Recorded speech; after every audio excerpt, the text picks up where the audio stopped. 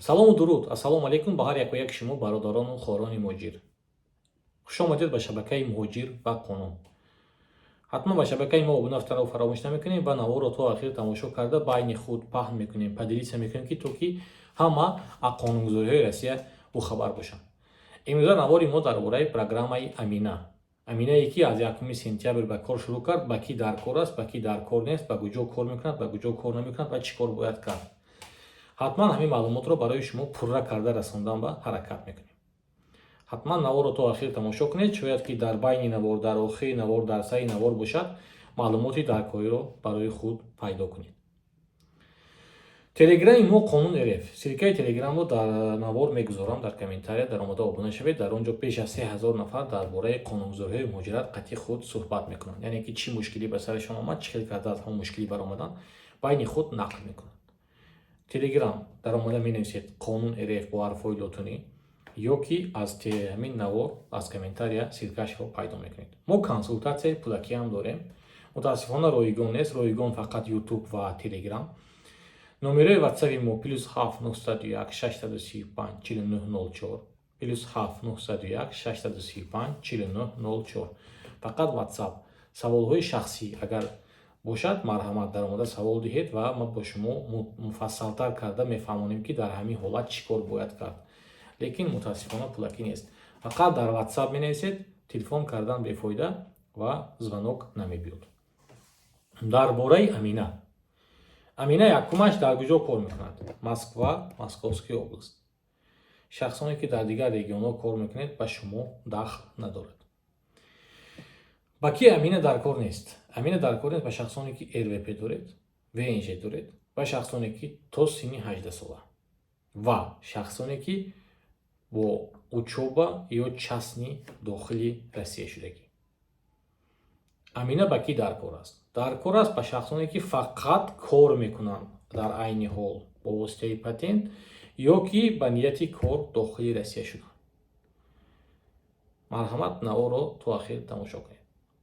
Қонун таҳти рақами 121 23 майи 2025 аз тарафи президенти Рус ба имзо расид ва 1 сентябр бояд ба кор шурӯъ кунад буд, ба кор шурӯъ кард.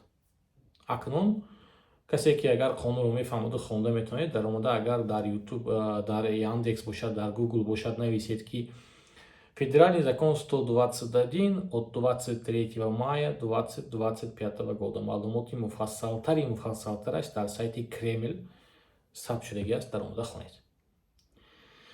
Дар бораи патенту дигар чоя мози гап зада мегузарем. Амина, агар шумо дохили Россия ба ҳозир қарор доред, регистратсияи шумо баъди 1 сентябр, 2 сентябр бошад, 5 сентябр бошад, ё 30 сентябр ё октябр бошад, тамом мешад. Неки дастномаи регистратсион ҳаст. баъди тамом шудан ба шумо 30 рӯз вақт дода мешавад ки шумо Аминаро ба телефонатон сабт карда геолокатсияи худро ба МВД равон кунед. одамое ки патент доранд, регистратсияшон ҳозир ҳаст, баъди тамом шудан ба шумо боз 30 рӯз дода мешавад мувофиқи қонун. одамое ки бо воситаи работа дохили Россия шудед, вақти Россия даромадан, миграсиони картатонро работа навистед, чӣ кор бояд кард? Агар шумо зелёни карта, красни карта иностранный гражданина доред, метавонед ки аз даромада аз Рустор скачат кунед Аминаро ва дар он ҷо ҳамон QR-коде ки дар карточкаи красни шумо ҳаст, сканировать мекунед, ҳама даниҳои шумо мебурад ва шумо дар он ҷо ҷои регистратсияя ММЦ Сахарова место фактического проживания гуфта хонае ки шумо айни ҳол қарор доред. Яъне ки Москва, улица Рябиновая, дом такой-то, ё Москва, там Кронштадтский бульвар, дом такой-то, квартира такой-то.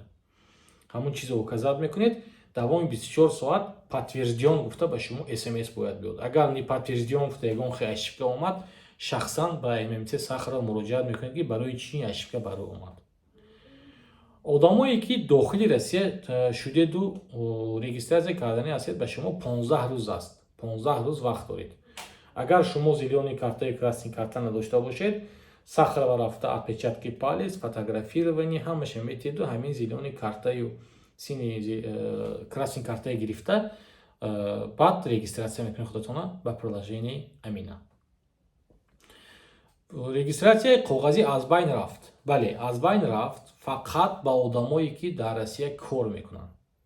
Одамое ки частни визит омадед, одамое ки учоба гуфта омадед, шумо ҳолиам ҳамун қатъи хазяин рафта чӣ хеле ки пеш мекардед, регистратсия бояд кард. Ҳозир регистратсияҳо пулакӣ шудагӣ, госпошлини 600 то 1000 сума меспориду ҳамун регистратсияи коғазӣ намекунед. ё шахсое ки то синни 18 сола дар мактаб мехонед, дар университет дар омаданӣ ҳастед, дар асоси ягон падаратон ё модаратон шумо бояд ки боз ҳам регистратсияи коғазиро кунед. муҳлат дар программаи Амина чанд аст? Бояд ки тамоми чанд рӯз шумо бояд ки регистратсия кунед. Барои одамое ки нав омадагӣ цел визиташон работа 15 рӯз аст. Одамое ки дар Россия қарор доранд баъд 1 сентябр регистратсияшон тамом мешавад 30 рӯз вақт аст. одамое ки як бор дига мегӯям РВП ВНЖ доред ва дар дигар регионҳо қарор доред, Амина ба шумо дахл надорад. агар шумо 3 рӯз геолокатсияи худро ба МВД рус равон накунед, шуморо ба РКЛ дохил мекунанд, яъне ки реестр контролируемых лиц. чӣ хел карда худамонро дар реестр тафтиш кунем? дар омада дар Яндекс проверит реестр контролируемых лиц. менависед ҳам дата рождения ҳамаша менависад, шумо ҳастед дар он ҷо ё нестед. шахсоне ки уже дар реестр қарор доред, то 10 сентябр агар ҳуҷҷатҳои худро 4 рӯз дига мондааст қонунӣ накунед, баъди 10 сентябр ба мушкилиҳои сахт дучор мешед. яъне ки қонун 100% ба кор медарад ва реестр кати ҳамая ёфта очисткаи сахтро сар мекунад. программаи Амина чӣ хубӣ дорад, чӣ бадӣ дорад? программаи Амина ягон бадӣ надорад, хубӣ дорад. барои чӣ? барое ки шумо пеш чӣ кор мекардед? регистратсия мекардед дар ягон ҷо, дар ягон хона, дар ягон обшишит, ягон ҷо бошад, шумо пул медодед 10 000 15 000. бо намедонистед ки ва регистратсия шумо дар база ҳаст ё нест. мебурдан шуморо отдел 18 мезадан, регистратсия база ба нест, ё депорт мекарданд ё штраф мекарданд. ҳозир ҳамин чиз аз байн рафт, яъне ки посредникҳо дигар нестанд. худатона бе розигии соҳиби хона метавонед ки ба қайд гузоред. вай фарқ надорад шумо дар обшишит зиндагӣ мекунед, дар вагон зиндагӣ мекунед, дар квартира зиндагӣ мекунед, ҳамун ҷое ки шумо дар айни ҳол истиқомат мекунед бояд ки равон кунед. гапу чап шуда гузашт ки полисҳо акнун рафта ҳамаи хона ба хона меёбанд. полис намерасад количествои полисе ки агар ҳамаи мигрантҳои обша сур карда гардад. просто база ҳаст, база ҳамун чиза контролировать мекунад. мову шумо и так под прицелом.